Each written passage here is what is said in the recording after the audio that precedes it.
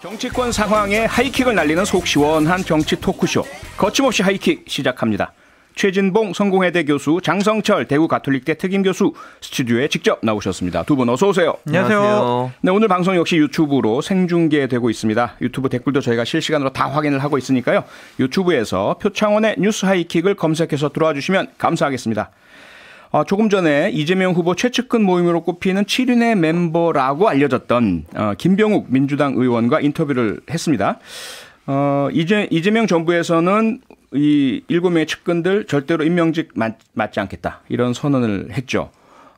혹시 인터뷰 들으셨습니까? 네, 들었습니다. 예, 최 교수님 어떻게 평가하세요? 저는 좋은 결단이라는 생각이 듭니다. 예. 어쨌든 변화의 모습을 보여야 돼요. 예. 지금 국민들이 민주당이나 이재명 후보에 대해 지지를 안 하는 이유 중에 하나가 물론 지지하는 분도 계시지만 안 하는 이유 중에 하나가 170석 가까이 그렇게 의석도 갖고 있고 지방 권력도 사실은 민주당이 많이 가지고 있지 않습니까? 그럼요, 대부분이죠. 네, 예. 그런데 변화가 없었어요. 네. 그러니까 국민들이 원하는 만큼의 변화와 개혁과 혁신이 없었다는 점이 사실은 이 소위 30%를 넘어서지 못하고 40%를 못 가는 이유라고 보고 정권 심판론의 이유라고 저는 보거든요. 네. 그런 면에서 기득권 내려놓기 본인들이 갖고 있는 어떤 기득권이 있다면 내려놓고 쇄신하겠다는 모습을 보여야 된다. 네. 이게 시작이라고 저는 봐요. 이 정도에서 끝나지 말고 민주당이 통찰한 반성, 국민 앞에 정말 이재명 후보가 늘 무릎 꿇고 사과하잖아요. 네. 그런 모습을 당내에서 좀 보여야 된다. 절박함, 절실함이 필요한 상황에서 이런 시도를 한 것 자체는 좋은 출발이라고 생각을 합니다. 장성철 교수님 어떻게 보셨습니까? 최진봉 교수님 하신 말씀에 거의 동감을 하고요. 예. 그 인터넷상에서만 이러한 그림들이 돌아다니더라고요. 어떤 그림이요? 그러니까 이재명 후보가 대통령 됐을 때 어떠한 이제 장관 자리나 주요한 일을 이런 분들이 맡을 거야라고 하면서 예상 내각. 야당 쪽에서 이제 좀 비꼬려고 한 것 같은데 국무총리의 추미애 장관, 법무부 장관의 김남국 의원 이런 식으로 하니까 야 이재명 후보가 당선되면 큰일 나겠다 그런 생각이 드신 분들이 많을 거예요. 그래서 비워야 채워진다라는 생각이 들고요. 잘하신 결단이다라는 생각이 들고 근데 중요한 거는 누구로 채울 것이냐 그것도 중요해지고 윤석열 후보의 측근들인 윤핵관도 상당히 압박을 받을 것이다. 그러니까 공을 이제 윤석열 후보 측에 넘기는 그러한 페인트 모션일 수가 있다라는 생각이 듭니다. 아니 국민의힘에서는 윤핵관 없다 이러시잖아요. 네, 있죠. 그냥 없다고 하는데 그냥 이게 눈 가리고 없다 그러면 없어지니까 그냥. 연구 없답니까 그거는? 다 있는 거죠. 있죠. 그렇군요. 그런데요. 최 교수님 조금 전에 이 시작이라는 말씀 주셨어요. 그러면 더 쇄신이 필요하다 말씀이시고 지금 나온 이야기 중에 하나는 586 용태론입니다. 필요하다고 보세요? 저는 필요하다고 가능하다고 보세요? 가능한지는 제가 그것까지 제가 확실하게 말씀 못 드리지만 필요하다고는 봅니다. 그러니까 저는 586 물론 억울함도 있으실 거예요. 586이라고 해서 무조건 예를 들면 그 586 세력으로 묶이는 모든 사람이 다 포함되느냐 그러면 그렇게 얘기하면 논란이 될 수는 있지만 그것도 쇄신의 한 부분이라 저는 생각이 듭니다. 어쨌든 이제 586 세대가 30대에 들어와서 80년대 그리고 60년대생 이런 분들 중에 오랫동안 정치하신 분들 있잖아요. 최근에 민주당과 이재명 후보도 3선 이상 더 못하도록 하는 법을 만들겠다고 했지 않습니까? 그렇죠. 같은 지역구 내에서. 그런 차원에서 좀 같이 동참했으면 좋겠다는 개인적인 생각이 있습니다. 제가 누구를 찍어서 얘기할 수는 없고요. 어쨌든 그런 쇄신의 모습이 저는 필요하다고 봐요. 그래서 제가 아까 말씀드린 것처럼 이 7인에는 시작에 불과하고 뼈를 깎는 반성과 성찰이 필요한 시기고 민주당이 기득권을 내놓는 모습을 먼저 보여야만이 돌아선 국민의 민심을 받아올 수 있다고 저는 생각을 해요. 이거는 정말 3선 이상 하신 분들 중에 586의 느낌이라고 있는데 586에 포함된다고 생각하신 분들은 정말 깊이 숙고하셨으면 좋겠습니다. 그런 부분들이 사실은 다시 민주당이 국민의 어떤 지지를 끌어낼 수 있는 방법이 되지 않을까 하는 생각이 있습니다. 그런데 교수님 현실 실현 가능성이 있습니까라고 여쭤봤더니 조금 유보적 답을 주셨는데 아니 매번 나오지 않습니까? 지난 총선도 나오고 계속해서 586 용태론 586 용태론 거의 그 귀에 못이 박힐 정도인데 그렇습니다. 이번에는 또 이렇게 그냥 넘어가면 상당히 실망이 클 것 같은데요. 실망이 크죠. 그래서 저는 결단하셔야 된다고 저는 봅니다. 예를 들어서 그 같은 지역구에 3선 얘기했지 않습니까? 그걸 좀 적용했으면 좋겠어요. 그러니까 그대로 적용해서 법이 통과가 안 되더라도 민주당부터 적용하겠다 그러면 우리가 제안했는데 국민의힘이 동의 안 해서 만약 통과가 안 된다고 하면 민주당 내부터 이거 적용하겠다고 하는 선언을 해야 된다고 저는 봅니다. 막 갑자기 이름하고 얼굴이 막 떠오르네요. 그분들. 제가 누구라고 말씀을 안 드리겠습니다. 어쨌든 이런 부분들은 국민 앞에 변하는 모습을 보여주는 아주 중요한 바로미터가 된다고 생각을 하거든요. 예. 지금의 이 상황이 엄중한 상황이고 아하. 이러다가 정말 정권이 재창출되지 않고 넘어갈 수 있다는 위기감을 생각한다면 국회의원분들도 그런 부분들 좀 깊이 고민했으면 좋겠습니다. 네, 장승철 교수님 혹시라도 정말 이런 586 특히 당의 주류 다선하신 분들 이런 분들이 확 용퇴를 하시면 지지율이 확 올라갈까요? 저는 되게 부정적으로 봅니다. 아, 그래요? 네. 왜냐하면요. 예. 그러니까 첫 번째로는 네. 최진봉 교수님께서 하신 말씀 거의 99% 동의를 하는데 네. 만약에 당사자들이 흔쾌하게 동의하지 않고 반발을 하면요. 예. 또 진영 민주당이 분열돼요. 갈등이 유발되고요. 네. 그러면은 지지율이 올라갈 수가 없다라는 생각이 들어요. 네. 지금 이재명 후보의 지지율이 지금 박스권에 갇힌 중요한 이유 중에 하나가 네. 지지층이 분열됐잖아요. 네. 문재인 대통령 지지율보다 이재명 후보의 지지율이 낮다라는 것은 물론 야권 중에서도 일부 지지자들이 문재인 대통령을 지지하긴 하지만 네. 내부 집토끼를 잘 못 잡은 거예요. 아하. 그런데 이것이 자칫 잘못하면 내부 분열을 더 가속화시킬 수 있다라는 네. 생각이 들고 저는 거침없이 어떤 분인지 이름을 말씀드리겠습니다. 송영길 민주당 대표, 네. 우상호 통일부 장관, 그다음에 우상호 통일부 장관, 이인영 통일부 장관, 우상호 의원 예. 이런 분들이 대표적인 586 분들이다라고 말씀드립니다. 아 예, 갑자기 좀 가슴이 떨립니다. 까지 얘기를 했어요. 네. 거침없이 얘기했습니다. 당 대표신데 현재 그리고 장관이시고 그 또 다른 그 관심거리가요. 이재명 후보가 네. 즉흥적인 발언이었는지 계산적이었는지 모르겠지만 지난 주말에요. 네. 대선에서 지면 없는 죄로 감옥에 갈 것 같다.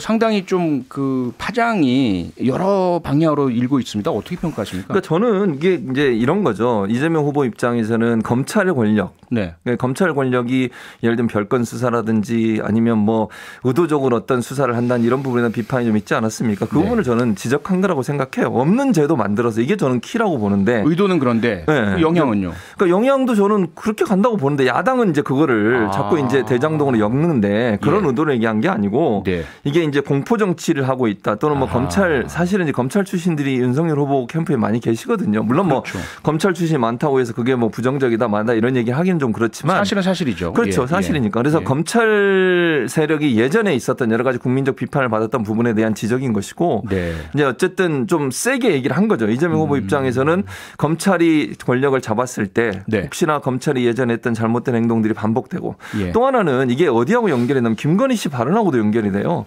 김건희 씨가 그런 얘기 했잖아요. 예. 조국 전 장관 그다음에 정경심 교수에 대해서 뭐 민주당이 그렇게 하는 바람에 유튜버들이 그렇게 하는 바람에 결국 감옥 안 가던데 감옥 가게 됐다. 그건 죄와 관계없이 또는 뭐 어떤 처벌의 문제가 정치적인 선택의 문제였다고 볼 수 있는 뉘앙스 아니겠습니까? 그리고 본인들을 공격하는 언론사에 대해서 이제 검찰이나 경찰이 알아서 수사할 거다. 이런 얘기까지 하셨어요. 네. 그분과도 연관된다고 저는 봐요. 그러니까 그런 여러 가지 발언들로 봤을 때 이재명 후보가 얘기하고 싶은 것은 예. 윤석열 후보나 김건희 씨의 생각과 사고방식이 네. 검찰공화국으로 가려는 의도가 있지 않냐. 이걸 지적하기 위해서 그런 발언을 했다고 봅니다. 장성철 교수님 그러면 그러한 발언의 어떤 의도가 중도층에게도 그대로 전달돼서 영향도 그대로 이어질까요? 아니요. 저는 이 발언은 예. 아주 패착이었어요. 그렇게 보십니까? 저는 실언이라고 봐요. 네. 두 가지 면에서 그런데 예. 하나는 서른 의원이 그렇게 얘기했잖아요. 이재명 후보는 구속당할 거야. 자기네 진영에서 얘기했어요. 민주당 의원이. 경선 당시에. 그렇죠. 예, 경선 당시에. 그러니까 그렇죠. 국민들은 아니 같은 당 의원이 얘기를 한 거 보면 네. 뭔가 있는 거 아니야? 문제 있는 거 아니야? 구속당한다며 이렇게 얘기를 했잖아요. 그러니까 이게 없는 죄가 아니라 예. 있는 죄를 조사하면 구속당할 수도 있다라고 국민들한테 인식을 줄 수가 있고 네. 또 하나는 뭐냐면요. 이런 발언은 선거 막판에 예. 지지층에게 위기감을 고조시켜가지고 대규모로 투표장에 나올 수 있는 충격파 요법이에요. 지지층 결집. 너무 일찍 터뜨렸어요. 그러니까 선거 한 3, 4일 앞두고 우리가 지면요. 우리 민주진영 다 정말 죽고요. 저도 감옥 가고요. 정말 우리 진영 분들 모두 다 투표해 주세요. 네. 라는 결집용인데 이것을 너무 일찍 터뜨렸다. 그래서 지금 저는 뭐 핵심 7인들 그다음에 뭐 586 용태 이러한 나 감옥 가요. 이런 것들이 네. 던질 수 있는 카드였지만 예. 너무 좀 빨리 던져서 그럼 장 교수님은 의도적 계획적이기보다는 즉흥적이고 실언이었다 이렇게 보시는 겁니까? 그렇게 봐요. 그러니까 조급한 마음에. 그러니까 단어 하나, 문장 하나 후보가 얘기할 때는요. 시점하고 장소까지 다 우리가 면밀하게 검토해야 되는데 그래야 되죠. 너무 좀 일찍 터뜨리신 감이 있어요. 네. 그래서 좀 이게 효과가 좀 반감될 것 같다라는 생각이 듭니다. 알겠습니다. 이번엔 국민의힘으로 가보겠습니다. 국민의힘은 난데없는 무속 논란에서 참 헤어나지 못하는 모습을 보이고 있습니다. 최근에 추가로 공개된 김건희 씨 통화 내용만 봐도요. 윤석열 후보도 영적인 끼가 있다 이런 내용이 있고요. 또 유승민 전 의원, 홍준표 의원도 구술했다 이래서 막 그 두 분이 상당히 강하게 반발을 하고 있죠. 최 교수님 어떻게 들으셨습니까? 이게 황당하죠. 아니 구슬 지금 두 분 다 반발하시잖아요. 홍준표 의원도 그렇고 유승민 전 의원 같은 경우도 다 거짓이다 이거는 공작이다 이런 얘기를 하시고 구슬한 적이 없다고 얘기를 하는데 무슨 근거로 이런 얘기를 하는지 모르겠어요. 그리고 나서 뭐 해명도 저는 좀 이상하다고 느껴요. 해명이 뭐라고 나왔냐면 본인이 안 했더라도 지지자들이 했을 수 있다 뭐 이런 식으로 해명을 하더라고요. 그건 좀 말이 안 되잖아요. 지지자 누가 어디서 무슨 목적으로. 뭐 근거도 없이 그런 얘기를 하시는 것도 저는 이해가 안 되고 그러니까 마치 모든 그 정치 예를 들면 그 경선에 나왔던 정치인들이 다 구슬하고 무당을 찾아다니고 예컨대 무속인을 찾아다니는 것처럼 표현하는 게 잘못됐죠. 그러니까 이런 표현들 자체가 사실은 이 두 사람이 합류해서 원팀을 이루는데 방해거리가 되는 거예요. 왜 이런 두 사람을 괜히 이렇게 공격하는지 이해가 안 되고 무속의 이런 논란들이 앞으로도 저는 대선 끝날 때까지 계속될 거라고 봅니다. 이 논란이 끊이지 않고 계속되기 때문에 이게 당장은 큰 파도가 아니더라도 저는 잔파도라고 보거든요. 계속 파도가 치면 뭔가 효과가 나타날 수밖에 없어요. 이거 빨리 벗어나야 되고 이 문제가 명쾌하게 정리가 안 된다고 하면 무속 논란 때문에 상당히 큰 어려움을 당할 거라고 저는 봅니다. 장선주 교수님은 윤석열 후보 캠프 내 많은 것들을 알고 계시는데 이 부분도 미리 좀 알고 계셨던 것 같습니다. 제가 이제 윤석열 후보 편을 들어야 될지 아니면 사실을 말씀 주셔야죠. 유승민 홍준표 의원 편을 들어야 될지 모르겠지만 저는 이 부분이 김건희 씨가 본인이 먼저 자발적으로 얘기한 게 아니라 이명수 기자가 물어본 것에 대해서 대답하는 차원이었기 때문에 어쩔 수 없이 얘기를 한 거지 유승민 홍준표 의원을 좀 폄하시키려고 곤혹스럽게 만들려고 하는 것은 아니었다라는 생각이 들고요. 의도는 저는 기본적으로 만약에 국가의 최고 지도자가 되겠다는 분들이 무속과 역술에 기인을 해서 국가 정책의 중요한 것들을 결정한다라는 정확한 증거가 있다면 저는 후보로서 자격이 없다고 생각을 해요. 좀 무서운 일이죠, 그거는. 근데 지금 민주당이 제기하는 것을 보면 그냥 주장과 추측과 의혹 수준이거든요. 그래서 이런 것들이 자꾸 계속 논란은 되겠지만 윤석열 후보에게 결정적인 타격은 주지 않을 것 같아요. 그러니까 건진 법사라든지 아니면은 다른 어떠한 스님들, 무속인들이 윤석열 김건희 씨에게 큰 영향을 끼치고 있어. 정말로. 신천지도 정말 무속인이 얘기해가지고 이것을 압수수색 안 한 거야. 라고 주장만 할 게 아니라 정확한 팩트의 증거를 내세우면은 윤석열 후보에 큰 타격을 주겠지만 현재와 같은 상황은요. 정치 공방. 우리 아니거든요. 아니에요. 안 할 거예요. 이렇게 하면 더 이상 할 말이 없잖아요. 말 대 말로 가서는 결코 큰 데미지를 못 입힌다. 못 이겨요. 그냥. 아니라고 하면 어떻게 할 거예요. 그러니까 또 우리 일반 국민들은 연초되면 토정 비결도 보고 이렇게 하잖아요. 그런 분도 계시고 안 그런 분도 많으시니까요. 또 일반화시키면 안 되고요. 그래서 그러니까 저는 이제 거기에서 잠깐 얘기를 하면 지금 이제 장성철 교수 말씀하신 것처럼 증거가 없다고 하는데 김건희 씨의 녹취록이 저는 가장 큰 증거라고 생각해요. 그러니까 예를 들면 이런 거잖아요. 20년 전부터 윤석열 후보가 그 무정이라는 무정 스님인가요? 그분하고 알고 있었고 9번 구술을 했잖아요. 구술을 했는데 그 상황에서 본인이 3번이 가고 떨어져서 한국은행 가려고 했는데 그 무정 스님이라는 분이 계속 하라고 그래서 했고 결혼도 두 분을 소개를 그분이 했고 뭐 예를 들면 김건희 씨는 남성적이고 또 윤석열 후보한테 여성적 두 사람이 만나면 잘 맞을 거다. 그래서 결혼한 거잖아요. 그 위에 본인이 하는 뭐 코바나 컨텐츠 행사에도 참여하시고 이런 부분들이 있고 이런 부분들은 결국 오랫동안 이 무정 스님이라는 분과 계속 관계를 맺어왔고 건진 법사라는 분도 이 지금 그 캠프에서 일하기 전부터 그 전에도 또 관계가 있는 것으로 여러 가지 증거들이 나오고 있어서 저는 이런 부분들이 국민들한테는 불안감을 키우는 요소가 될 거라고 봅니다. 그럼 김건희 씨의 말 이외의 다른 증거들 사진하고 영상 3개일보가 보도했고 그다음에 조선일보에도 칼럼이 게재됐다가 온라인에서는 삭제되고 이런 것들 이외에 혹시 또 증거 나올까요? 앞으로? 지금 현재로 나올 가능성은 저는 있다고 봐요. 언론들이 취재를 하다 보면 그런 부분에서 계속 취재하지 않겠습니까? 제가 볼 때는 그런 부분들이 예를 들면 신천지 관련해서 세계일보가 보도를 했는데 부인하고 있잖아요. 그러면 언론 입장에서는 본인들이 보도한 내용을 부인하고 있으면 거기에 대한 또 추가 보도를 할 수밖에 없는 거 아니겠습니까? 저는 그래서 앞으로도 이런 부분에 대한 추가 보도 또 추가 취재가 될 거라고 봅니다. 그러면 장성철 교수님 말씀처럼 혹시 추가 보도 취재 혹은 수사 과정 또는 내부에서 제보 등에 의해서 뭔가 부인할 수 없는 증거가 제시된다면 그때는 사퇴를 해야 되나요? 아니, 그런 분들은 지도자가 될 자격이 없죠. 예. 그건 말이 안 되는 일이죠. 네네. 그리고 이러한 부분들 저희가 그냥 판단해 보면 예. 일반적인 국민들보다 예. 윤석열 후보 부부가 네. 상당히 이런 쪽에 관심은 많으신 것 같다. 그건 사실인 것 같아요. 그래서 그렇죠? 본인들 탓이에요. 본인들이 얘기했잖아요. 경선 과정 중에서도 계속 얘기했기 때문에 네. 좀 안 그러셨으면 좋겠다라는 생각이 듭니다. 네.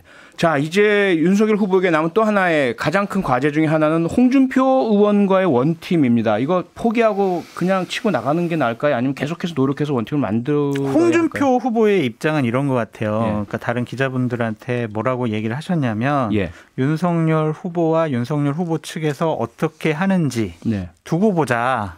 그러니까 어떠한 조치 어떻게 풀어나가는지 내가 좀 지켜보겠다. 네. 이렇게 얘기하신 거거든요. 예. 그러니까 본인도 어느 정도 가서 도와줄 수 있는 명분을 윤석열 후보가 제시를 하면 네. 선대위에 참여해서 정권 교체에 합류하실 생각은 있는 것 같은데 네.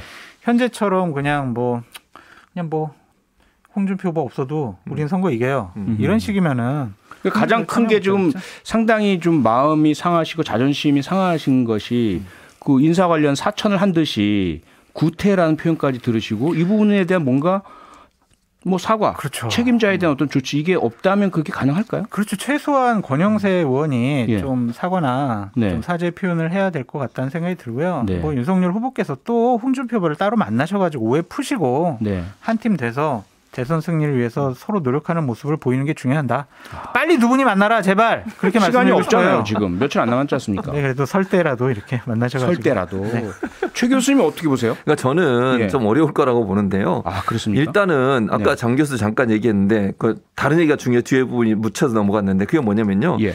홍준표 의원 없이도 이길 수 있다는 생각 그걸 갖고 있기 때문에 저는 문제라고 생각해요. 많이 드러나는 것 같던데요. 그러니까요. 예. 그러니까 별로 그렇게 지금 장 교수가 제안했던 내용을 하고 싶은 마음이 없는 거예요. 우리가 굳이 왜? 예. 우리끼리 해도 되는데 예. 이게 문제거든요. 네. 김종인 전 선대위원장 나가실 때도 마찬가지 개념이라는 생각이 들어요. 저는 그러니까 예. 소위 윤회관이라고 하는 분들의 안철수 후보에 대한 것도 마찬가지잖아요. 마찬가지예요. 예. 그러니까 없어도 된다. 없어도 이거 된다. 그냥 우리 가면 이긴다. 이런 이제 생각을 갖고 있는 건데 네. 그게 저는 위험하다고 생각해요. 그건 정말 절박해야 되거든요. 예. 뭐 예를 들면 지지율이 좀 오른다고 해서 거기에 교만해 가지고 머리 네. 들면 큰일 납니다. 저는 이런 사고 방식 자체가 문제라고 생각해요. 네. 지금 그냥 가도 우리는 된다고 하는 그 생각 바꿔야 돼요. 그렇지 않으면요. 이런 분들 어떻게든지 모아가지고 힘을 모아서 가려고 하는 생각이 없으면 제가 볼 때는 원하는 만큼의 결과 못 낼 거라고 보고 네. 그 자만심 때문에 사실은 가장 큰 내부의 적이 자만심이 될 거다. 저는 그렇게 봅니다. 장 교수님, 근데 사실상 지금처럼 지지율 높고 당선 가능성 높으면 굳이 여기저기 손 벌려서 합쳐서 나중에 권력 나누면서 골치 아픈 것보다는 이대로 밀고 나가서 우리끼리 하는 게 낫지 않습니까? 선대위 분위기를 오늘 알고 보니까 반반인 것 같아요. 아이, 우리끼리 예. 없어, 우리끼리 해도 돼. 반반. 그러니까 피곤한 분들 우리 없어도 돼. 이런 분들도 있고요. 네. 이럴 때일수록 오만하고 교만하지 말자라고 다독이는 분들도 있어서 네. 괜찮을 것 같아요. 알겠습니다. 오늘도 거침없는 정치평론 고맙습니다. 다음 주에 뵙죠. 지금까지 최진봉 교수, 장성철 특임 교수 두 분과 함께했습니다. 고맙습니다. 감사합니다. 평일 저녁 6시 5분에 여러분을 찾아갑니다. MBC 라디오 표창원의 뉴스 하이킥.